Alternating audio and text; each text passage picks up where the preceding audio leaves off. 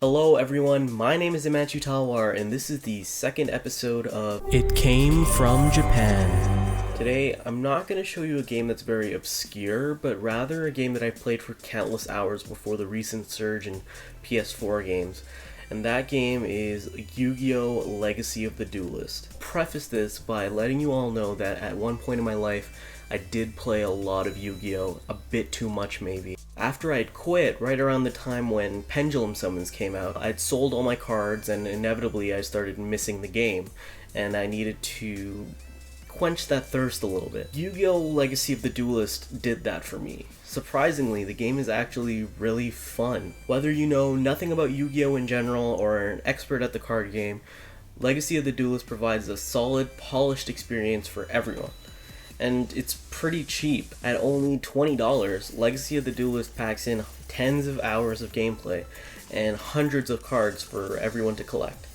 What I especially appreciated about Legacy of the Duelist is the fact that it maintains its ease of use while allowing for more hardcore mechanics to exist at the same time. For example, spell speed is still present and active, and all competitive rulings are in effect. And while you can play outside of it in single player, the online multiplayer uses the ban list. The game plays exactly the same as any other Yu-Gi-Oh! Game simulator, for example, like Dev Pro, but instead of giving you all of the cards at the beginning, it gives you a basic set of cards that you can start with, and then awards you DP over time, which acts as a currency for you to buy packs. Now, I played the game immediately after it released, so there weren't many resources for me when I was looking for pack lists since it doesn't follow the same releases that the Yu-Gi-Oh! TCG followed, but there are spreadsheets and lists available online now made by the community for anyone and everyone looking into where to find specific cards in the packs for Legacy of the Duelist. Unfortunately though, the pack system does have a major downside, and that's the fact that you can't trade in cards you already have for cards that you don't.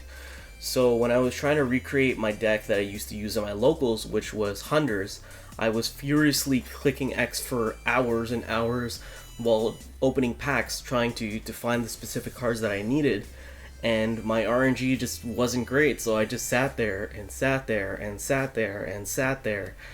And it got pretty annoying, as you might imagine. All in all though, if you enjoy card games and play games like Hearthstone, I would recommend checking out Legacy of the Duelist. It's pretty accessible, it's pretty cheap, and contrary to what a lot of people tend to believe, Yu-Gi-Oh! Is a pretty complex game, so it's nice to sit down and really get into it without having to, spend hundreds of dollars at your local card shop on cards that you might play with a little bit and then forget about. Thank you guys for watching the second episode of It Came From Japan. I would love if you left feedback, suggestions, concerns, your inner monologue, the feelings you should have told your father before leaving your house and never got a chance to tell him.